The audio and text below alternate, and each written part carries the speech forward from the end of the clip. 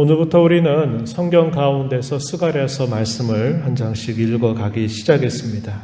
하나님께서 우리가 가는 걸음에 말씀하시면서 앞서가시면서 우리에게 하시는 말씀에 함께 귀를 기울이고 오늘 우리에게 주시는 은혜 또 우리에게 기대하신 하나님의 뜻이 무엇인가를 또 계속 살펴나가기를 기대합니다. 오늘 본문의 말씀을 드리기 전에 간단한 좀 설명을 좀 드리는 것이 이해하는 데 도움이 될 것 같아요. 주전 538년에 이스라엘 백성들이 70년간의 포로 생활을 마치고 극적으로 예루살렘으로 첫 번째 귀환을 하게 됩니다. 그때 귀환한 백성들이 약 5만 명 정도가 됩니다. 귀환한 백성들이 가장 먼저 하게 되는 일이 뭐냐면 성전을 재건하는 일이었습니다. 그들이 돌아와서 한 1년, 2년 정도가 지나고 난 다음에 성전 재건을 시작하게 돼요. 그런데 시작하자마자 큰 난관에 부딪히게 됩니다. 먼저 그곳에 살고 있는 토착민들이 아주 거세게 반대를 하게 됩니다. 그런 반대를 맞다 보니까 기대하고 꿈을 가지고 시작했던 이 성전이 제대로 건축이 되지 못합니다. 너무 신경 쓸 일이 많고 너무 예전과 다른 모습으로 어려움을 겪게 되는 겁니다. 그러다 보니까 이 성전을 지어가는 백성들이 실망감에 젖어들게 되고 이 일을 우리가 지금 할 수 없게 되었구나 하는 일들로 인해서 무관심하게 됩니다. 그리고 나서 16년 정도의 시간이 그대로 흘러가게 됩니다. 꿈을 가지고 또 결심을 하고 예루살렘으로 돌아온 이스라엘 백성들이 성전을 재건하지도 못하고 반대자들에 의해서 어려움을 당하게 되는 일들을 맡게 되니까 그들의 삶이 심히도 괴로워지기 시작한 것입니다. 이때가 언제냐면 다리오 왕이 다스린 지 제 2년이 되는 때입니다. 이때에 하나님께서 그들 가운데서 선지자를 일으키셔요. 그 선지자 중에 한 사람이 학개라고 하는 선지자입니다. 그리고 동시에 한 사람의 선지자를 또 세워요. 그가 바로 스가랴라고 하는 선지자입니다. 성전 재건을 시작하지 얼마 되지 않아서 반대에 부딪히고 그 일이 진행되지 못한 채 16년이라고 한 시간이 그냥 흘러가게 되니까 백성들이 얼마나 삶이 어려워졌을까요? 그들의 영적인 기쁨이 다 사라져버렸고 그들이 꿈을 가지고 돌아왔는데 그들이 이루고 있는 것이 없는 것입니다. 그런 상황 속에서 하나님이 이 2명의 선지자들을 불러 일으켜서 그들로 하여금 다시 성전을 재건하라고 하는 명령을 주시게 됩니다. 이 스가랴 선지자는 제사장 신분에 있는 사람이에요. 그런데 그가 선지자로 부름을 받게 됩니다.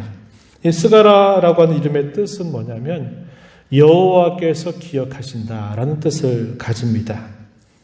이것은 스가랴서 전체의 메시지와도 일맥상통해요. 이 스가랴서가 우리에게 보여주는 것은 하나님은 자기 백성들을 언제나 기억하고 있다.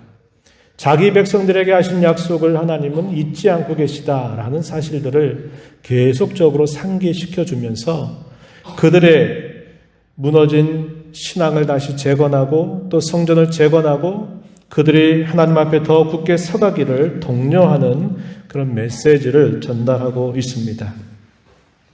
오늘 우리가 읽은 말씀은 이 스가랴서 가운데서도 어쩌면 가장 중요한 부분이라고 말할 수 있는 부분입니다. 오늘도 이 말씀을 통해서 하나님께서 저와 여러분에게 주시는 은혜 또 우리에게 하나님이 기대하시는 것이 무엇인가를 함께 살피고 또 은혜를 함께 나눈 시간이 되기를 바랍니다. 오늘 우리가 읽은 이 말씀을 이해하는 내용들을 먼저 소개하기 전에 오늘 우리가 읽은 이 말씀이 어디에 위치하고 있는가를 잠깐 생각해 보는 게 좋겠습니다. 우리의 본문의 이 말씀은 길게 더 넓은 문맥 속에서 금식에 대하여 묻는 물음에 대해서 답변하고 있는 말씀 가운데 아주 중요하게 주어지는 말씀의 내용입니다. 이 금식에 대한 물음이 어디에 나타나냐면 스가랴서 7장 3절에 보면은 이에 대한 물음이 나타나게 되는데요. 왜 금식을 했는가 하는 것들을 우리가 좀 생각해 보도록 합니다. 사람은 좋은 일을 만나는 것도 기억을 잘 하게 되고요. 또 어려운 일을 만나게 되는 것도 기억을 하게 됩니다. 한 개인에 있어서도 그러하고 또 가정과 사회도 마찬가지입니다. 그리고 이것이 국가적으로 큰 재난을 만나게 될 때도 역시 마찬가지입니다. 그래서 특별히 국가적으로 어떤 재난을 만나게 되거나 기쁜 일이 있게 될 때에는 그것을 기념일로 지정을 해서 해마다 지키게 되는 겁니다. 이스라엘 백성들이 1년에 3차례 지켰던 절기들은 기쁨과 감사의 절기들을 포함하고 있죠. 그러나 금식을 그들이 정한 때에 금식을 하는 부분들은 그들이 큰 위기를 만났다라는 것을 잊지 않게 하기 위해서 그들이 금식일을 지키게 되는 겁니다. 이스라엘 역사 가운데서 국가가 세워지고 난 다음에 가장 큰 일을 겪었던 사건이 바로 북이스라엘 나라가 패망하고 남유다 나라가 패망하면서 바벨론에 의하여 포로 생활을 하게 된 겁니다. 이게 70년 생활이라고 우리가 잘 알고 있는 부분이죠. 그것과 관련을 해서 국가적으로 재난을 당해서 우리가 이방 땅에서 객이돼서 포로 생활을 하는 것에 대하여 그들이 잊지 말고 지키는 금식의 절기가 있었습니다. 그 내용이 스가랴서 8장 19절에 보면은 몇 차례 1년 중에 금식일이 정해졌어요. 거기에 보면은 제4월입니다. 4번째 달, 그리고 5번째 달, 7번째 달, 10번째 달에 그들이 금식을 해왔다는 것을 알려줍니다. 4번째 달에 그들이 금식을 하게 되는 그 근거는 뭐였냐면 예루살렘이 정복을 당한 그런 날을 그들이 기억해서 국가적으로 큰 재난이 이루어진 날이다. 그래가지고 그들이 매년 4월이 되면은 예루살렘이 정복당한 그 날을 기억하면서 하나님 앞에 금식을 했습니다. 5번째 달, 한 달이 지나고 난 다음 때 또 금식일을 지켰던 것은 성전이 파괴가 되어버린 겁니다. 그들에게서는 말할 수 없는 수치와 부끄러움의 날이었어요. 성전이 파괴된 날이 5월에 있었던 겁니다. 그래서 그들은 5월이 되면 또 금식을 하면서 하나님께서 자기 백성들을 긍휼히 여겨주시기를 기대했던 겁니다. 7월 달에는 어떤 일이 있었냐면 유다의 마지막 총독이라고 볼 수 있는 그달리아라고 하는 사람이 피살을 당하게 됩니다.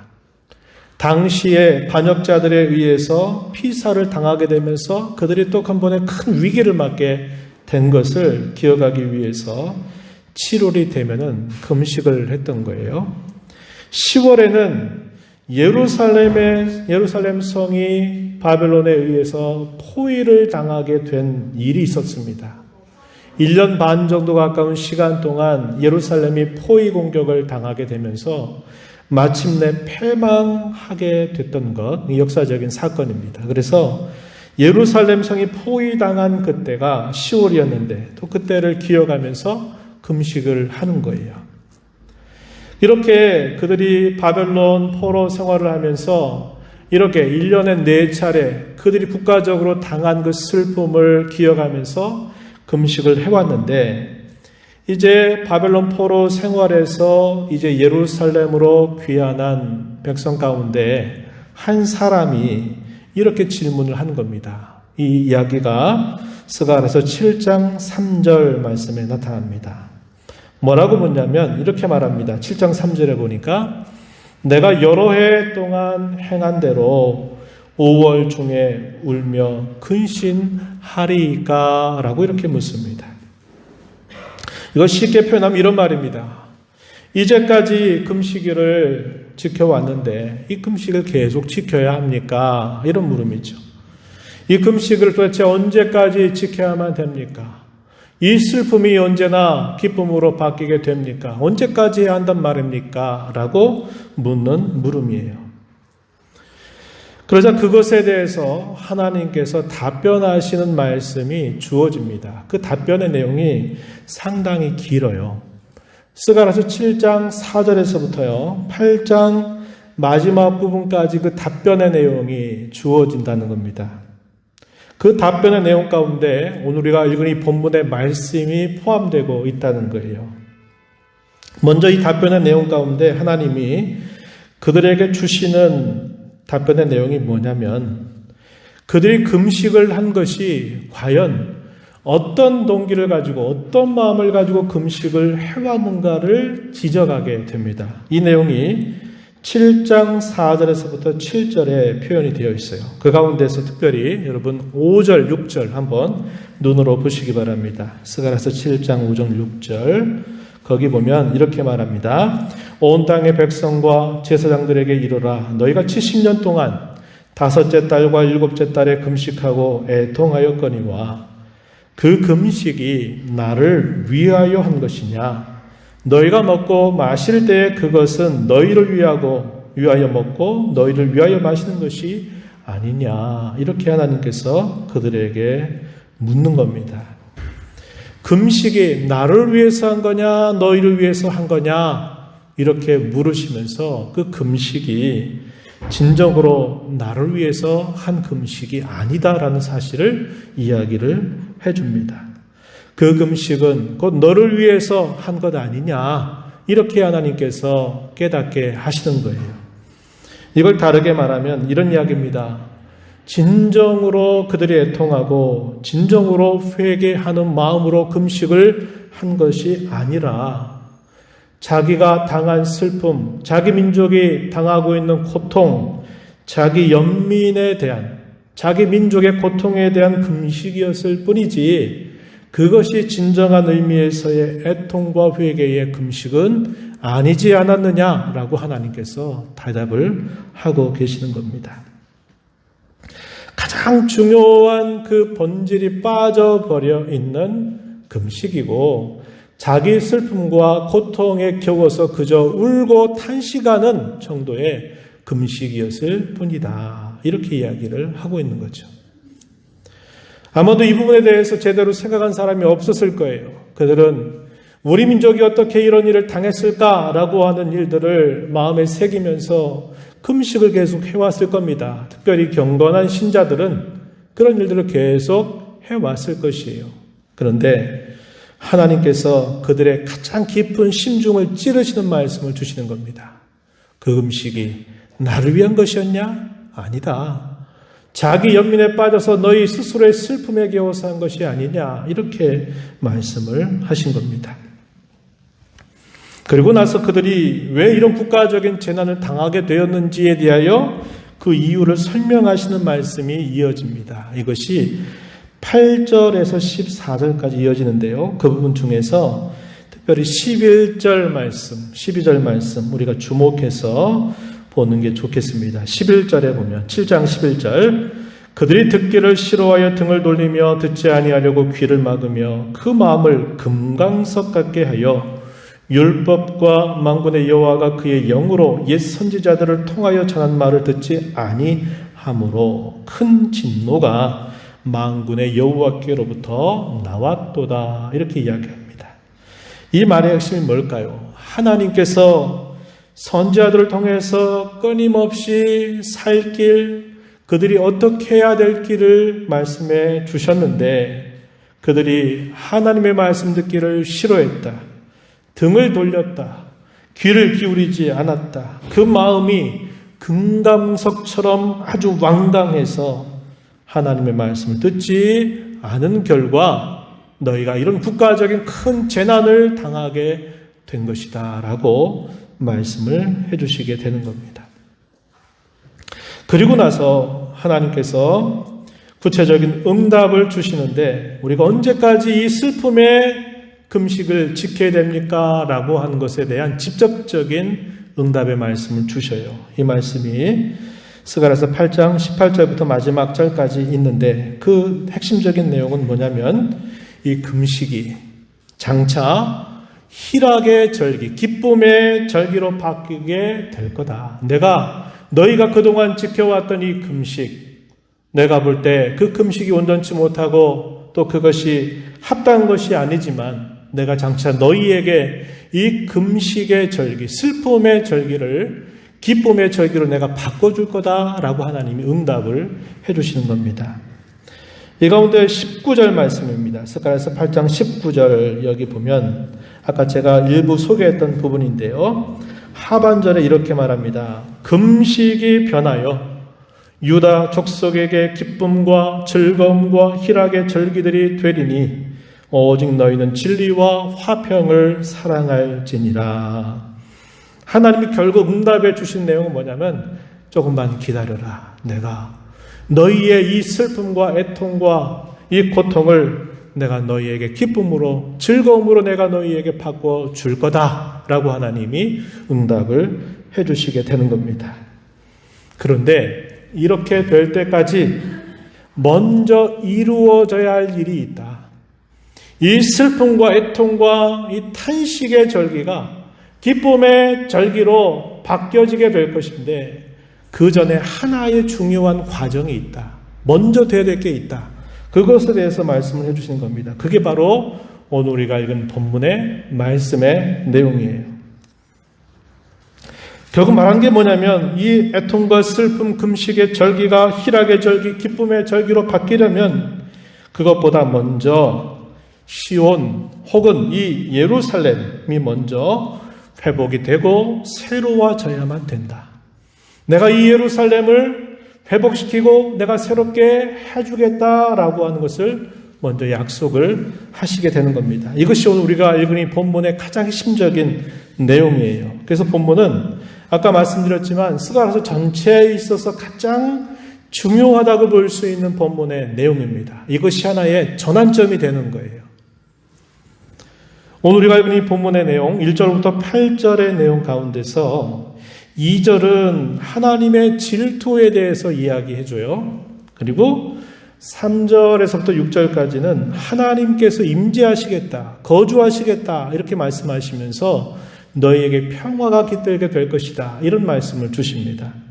그리고 7절과 8절에서는 하나님께서 언약을 다시 새롭게 갱신해 줄 것에 관한 말씀을 주고 계십니다. 이것을 제가 몇 가지 질문으로 좀 엮어보려고 합니다. 첫 번째 이런 질문을 던지고 한번 생각해 보겠습니다. 하나님께서 무엇을 과연 약속하고 계시는가 하는 부분입니다. 하나님께서는 시온과 예루살렘에 대하여 이 시온은 성산으로 바뀌게 해줄 거다. 그렇게 일컫게 해줄 거다. 예루살렘에 대하여서는 진리의 성읍이 되게 하시겠다라고 약속을 해주십니다. 우리가 읽은 본문 3절 말씀에 보면은 그렇게 얘기하죠. 하반절에 예루살렘은 진리의 성읍이라 일컫겠고 만군의 여호와의 산은 성산이라 일컫게 되리라. 이렇게 하나님께서 약속을 하고 계십니다. 이 성산이라고 하는 말은 거룩한 산이다 이 말이죠. 그걸 한자말을 성산이라고 말합니다. 이걸 다르게는 뭐라고 그러냐면 시온이라고 그래요. 시온. 예루살렘을 둘러싸고 있는 언덕 같은 산, 이걸 시온산이라고 불러요. 이걸 시온이라고도 합니다. 이곳을 두고 뭐라고 부르겠다고 하냐면 성산, 거룩한 산으로 칭해지도록 내가 해주겠다 약속을 하셨어요. 예루살렘에 대하여서는 어떤 성읍이요? 진리의 성읍이 되도록, 그렇게 일컫게 되도록 내가 해주겠다라고 하나님이 약속을 하신 겁니다. 이 성산이라고 하는 표현을 통해서, 거룩한 산이라고 하는 표현을 통해서 하나님의 거룩하신 그분의 성품이 그곳에 잘 드러나도록 해주시겠다 이렇게 약속하시는 겁니다. 진리의 성읍이 되게 하겠다는 이 말을 통해서는 하나님께서 진리로 그 성을 다스리겠고 그들은 그 진리에 순종하게 할 것이라고 하나님께서 약속하고 계신 것입니다. 하나님께서는 시온에 돌아와서 이 예루살렘에 거주하심으로써 그렇게 되도록 해주시겠다고 약속을 해주십니다. 이 내용 역시 3절 앞부분에 표현되어 있죠. 여호와가 이같이 말하노라 내가 시온에 돌아와 예루살렘 가운데에 거할 것이다.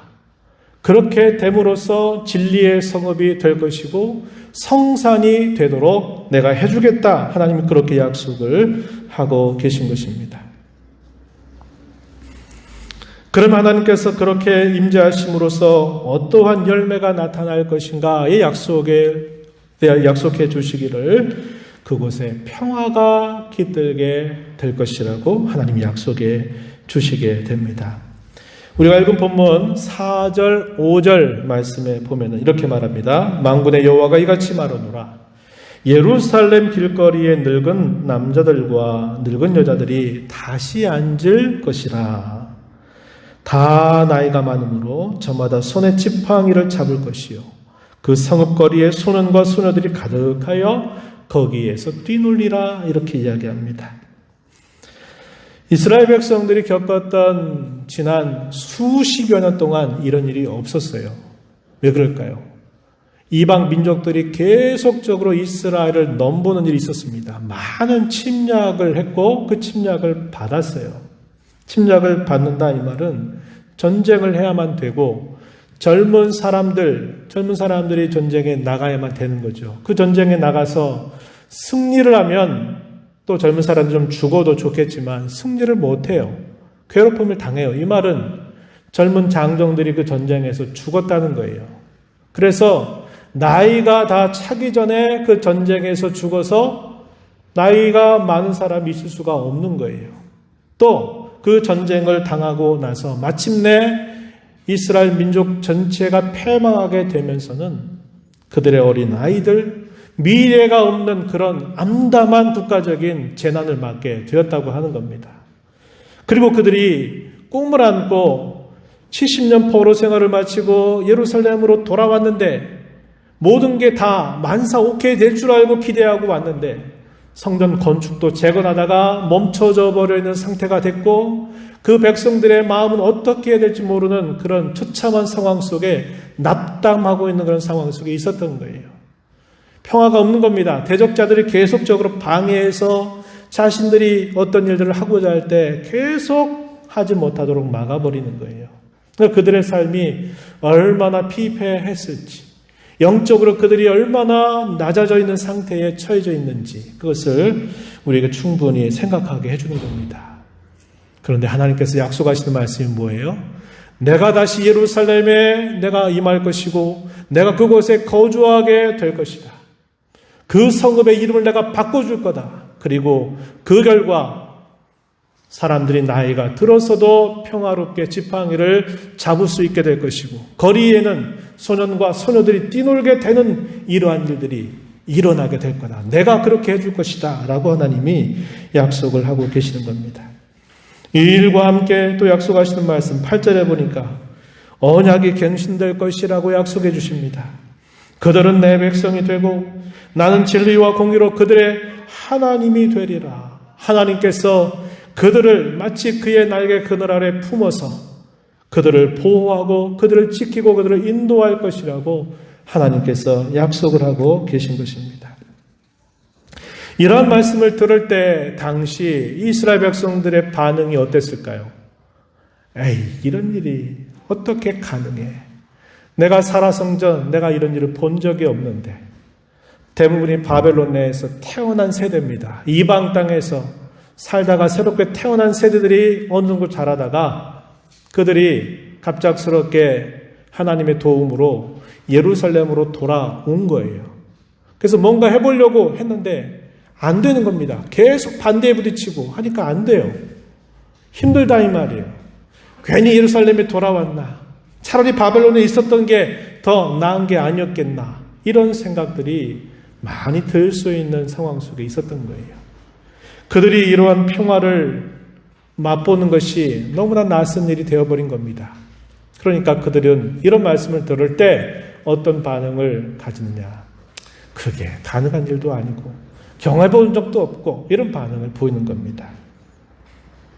과연 이게 가능한 일인가라고 질문을 던져보는 거예요. 그럴 때 하나님께서 뭐라고 말씀하시느냐. 그렇다. 가능하다. 그렇게 된다라고 하나님이 응답해 주시는 겁니다. 6절 말씀해 보세요. 만군의 여호와가 이같이 말하노라. 이 일이 그날에 남은 백성의 눈에는 기이하려니와 내 눈에야 어찌 기이하겠느냐. 만군의 여호와의 말이니라. 이렇게 이야기합니다. 남은 백성의 눈에 기이하다 이 말을 쉽게 말하면 불가능하다 이 말입니다. 그런 일은 살아 생전에 본 적도 없고 경험한 적도 없고 일어날 수도 없는 일이야. 우린 여태까지 그런 걸 한 번도 경험해 본 적이 없어. 보질 못했어. 그건 안 될 일이야. 이런 반응을 보이는 겁니다. 왜냐? 한 번도 그런 적이 없었다 이 말입니다. 그러나 하나님께서 그들의 이 믿음에 대하여, 이 말씀에 대해 믿지 않는 이 불신앙에 대하여 하나님께서 뭐라고 말씀하느냐면 그렇게 된다. 그렇게 해줄 거다라고 하나님께서 말씀하고 계시는 겁니다. 너희 눈에는 이것이 불가능한 것처럼 보이지? 한 번도 이런 일이 이루어진 적이 없어 보이지? 앞으로도 안 될 것처럼 보이지? 그러나 나에게는 그게 절대로 그런 일이 아니야. 나에게는 아주 쉬운 일이다 라고 하나님께서 말씀을 하고 계신 것입니다. 하나님께서 이 백성들에 대한 기대가 무엇인가를 우리는 이 본문 말씀을 통해서 몇 가지로 생각해 볼 수 있어요. 그 내용이 3절, 6절을 통해서 우리가 생각해 볼 수 있습니다. 본문의 내용을 조금 한번 이렇게 돌려서 생각해 보면 하나님께서 그 백성들에게 무엇을 기대하시는지를 우리는 알게 된다고 하는 겁니다. 3절에 우리가 아까 살폈던 말씀, 이 시온과 예루살렘에 대하여 하나님은 어떻게 해주시겠다고 약속하셨어요? 진리의 성읍이 되게 하겠다. 거룩한 산으로 칭하도록 내가 해줄 거다라고 이야기한 겁니다. 그러면 이전까지는 어땠다는 거예요?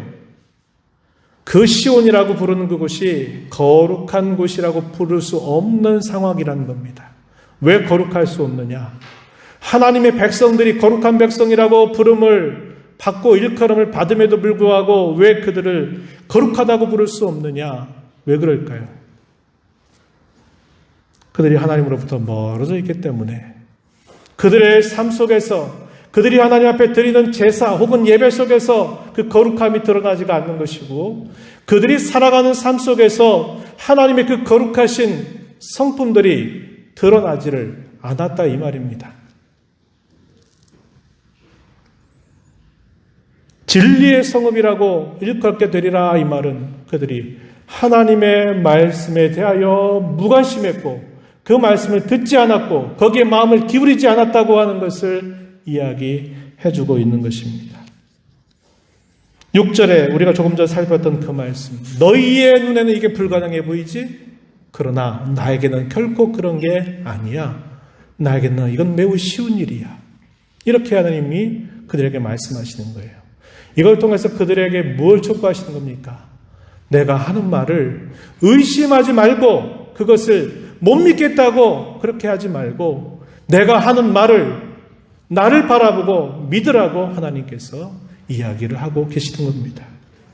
그들이 왜 이런 국가적인 재난을 당했는가? 우리가 앞에서도 살펴보았습니다만 오늘 본문 속에서도 그 내용을 한번 이렇게 돌아와서 생각해 보면 그들은 하나님의 말씀을 외면했다는 것을 보여주죠. 그들이 제사를 드리긴 했지만 그 제사 가운데 그들의 거룩함이 드러나지 않았어요. 그저 형식에 빠져버렸다는 걸 보여줍니다. 그들의 삶 속에서 하나님의 말씀에 따라서 어떻게 해야 될지를 그들이 주의하면서 행치 않고 자기들 마음대로 살았다는 것을 이야기해주고 있는 겁니다. 또 하나님께서 어떤 말씀을 선지자를 통해서 주시고 이게 살 길이다라고 이야기하고 이렇게 해주겠다고 이야기하면 그 백성들이 쳇 그런 일이 언제 일어나? 그게 말이나 돼? 이런 상황에서 그런 일들이 이루어지긴 하겠어? 라고 생각하면서 하나님의 말씀에 대하여 불신을 가지고 있는 거죠. 하나님께서 지나간 역사 속에서 자신들의 민족과 자신들의 삶 속에 베풀어 주셨던 하나님의 그 은혜를 그들이 배은망덕한 태도를 보였다는 겁니다. 그 은혜를 잊어버렸다는 것을 말해주고 있는 거예요. 하나님께서 이렇게 말씀하시는 겁니다. 내가 다시 너희에게로 돌아와서 내가 너희를 이렇게 해줄 것이다. 내가 약속한다. 이렇게 해줄 거다. 너희 어떻게 하라고 이야기하는 겁니까? 내 말을 들어라. 나에게 예배하고 너희가 살아가는 삶을 고쳐라. 거룩함이 드러나도록 해라. 내가 하는 말들을 불신하지 말고 그것을 의심하지 말고 내가 하는 말을 그대로 받아들이고 그 말을 따라 순종하도록 해라 하는 것을 하나님 이걸 통해서 말씀하고 계신 것입니다. 이렇게 약속하신 하나님은 어떤 분이신가? 오늘 본문 속에서 보면요, 그 하나님은 자신의 칭호를 뭐라고 나타냈냐면 만군의 여호와라고 하는 칭호를 의도적으로 나타내고 계세요. 한번 눈으로 보세요. 1절, 2절, 3절, 4절, 6절, 7절. 무려 6번씩이나 반복되는 이 표현, 만군의 여호와다. 이 말은 천군 천사에 의해서 둘러싸여져 있는 여호와라고 하는 말을 만군의 여호와라고 표현하는 겁니다. 이 말은 다르게 말하면 뭐냐? 하나님 그의 하신 말씀을 반드시 이루신다라는 것을 그들에게 기억나게 하려고, 잊지 않게 하시려고 만군의 여호와가 말한다, 만군의 여호와가 말한다 라고 하나님께서 이야기하고 계신 것입니다. 또 그 하나님은 8절에 보니까 신실하고 의로우신 분이다. 번역이 좀 애매하게 돼 있어요. 진리와 공의로란 말인데 하나님이 어떤 분이라고 얘기하느냐? 이걸 다르게 말하면 신실하시다, 변함이 없으시다, 의로우시다라는 말도 하나님이 하신 그 약속을 반드시 이루신다라는 것을 나타내주는 표현입니다. 거기에 하나가 더 있어요. 그게 뭐냐면 하나님이 질투하신다라는 표현입니다. 오늘 설교의 제목, 시온을 위한 거룩한 질투, 이렇게 표현했어요. 오늘 우리가 읽은 본문 가운데 특별히 2절 말씀에 보면은 하나님은 질투하신다라는 표현을 사용하고 있다는 겁니다. 이 말은 출애굽기에 보게 되면 하나님께서 제1계명과 2계명을 주실 때 나는 질투하는 하나님이다. 그러니 너희는 내 앞에 다른 신을 두지 말아라. 다른 우상들을 내 앞에 두지 말아라. 이렇게 말씀하시면서 하나님은 나는 질투하는 하나님이다. 이렇게 말씀을 하셨던 바가 있습니다. 이게 무슨 의미를 표현하냐면 하나님의 백성들을 향한 하나님의 꺼지지 않는 사랑, 완전한 사랑, 꺼지지 않는 그 열정, 이것을 나타낼 때 이걸 질투라고 하는 말로 사용하고 있다는 겁니다.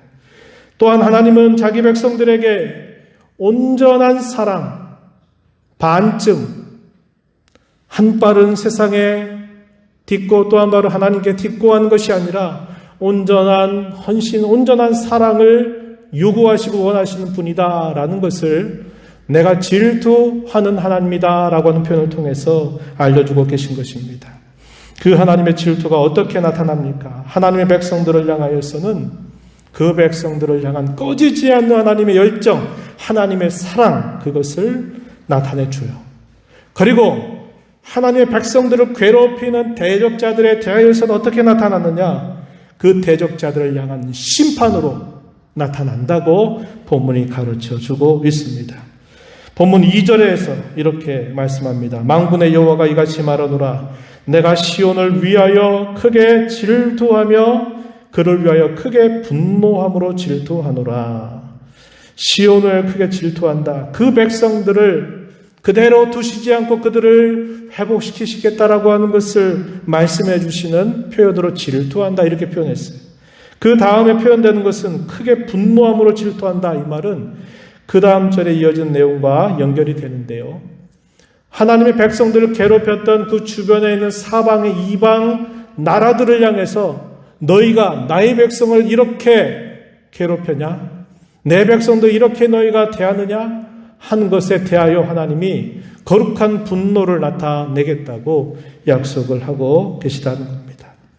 이런 내용을 스가랴서 1장 14절 15절에서 동일하게 반복이 되고 있는 표현이기도 합니다. 거기 보면 내가 예루살렘을 위하며 시온을 위하여 크게 질투하며 아니란 여러 나라들 때문에 심히 진노한다, 이렇게 말씀을 하고 계시는 겁니다. 하나님께서 자기 백성들에게 회복을 약속하시는 데에는 그 근거가 뭐냐? 자기 백성들을 향한 하나님의 질투, 거룩한 질투 때문이라고 우리에게 알려주고 있는 겁니다. 우리를 향한 하나님의 사랑이 꺼지지 않고 그 사랑이 온전하다는 것을 이 표현을 통해서 우리에게 알려주고 있는 것입니다. 말씀 맺겠습니다. 저와 여러분이 살아가는 모든 삶의 환경과 처지, 우리 자신의 모습과 상태가 회복이 되고 새로워지는 것은 상황이 변해서 되는 일이 아닙니다. 또 조금 더 나아가서 내가 적극적인 사고, 잘 되겠지, 어려운 때가 있으면 잘 되겠지 하는 적극적인 사고나 마인드 컨트롤 같은 내 마음을 내가 스스로 조절하려고 하는 그런 노력, 그런 것들로 되는 것이 아닙니다.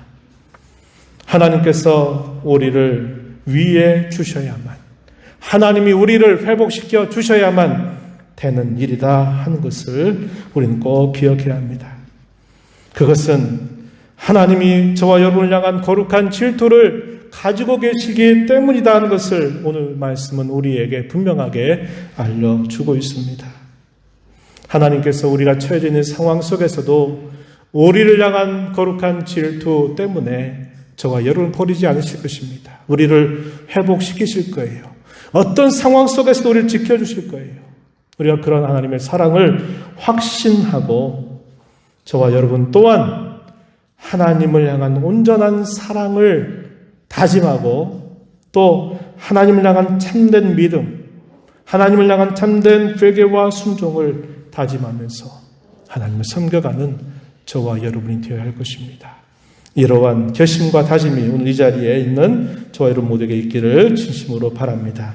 하나님 아버지, 오늘 저에게 주신 말씀을 통하여 하나님은 자기 백성들을 향한 끊어지지 않는 사랑을 언제나 베풀어 주시는 분이심을 다시 한번 확인합니다. 저희들을 끝까지 사랑하신 하나님의 귀한 사랑의 대상이 되게 하셨사온즉 저희 또한 세상을 사랑하고 하나님을 사랑하는 이런 자세가 아니라 하나님을 온전히 사랑하기를 다짐하고 하나님의 말씀에 대한 굳건한 신뢰와 순종으로 반응하며 나아가는 삶이 되게 하여 주옵소서. 예수님 이름으로 기도하옵나이다. 아멘.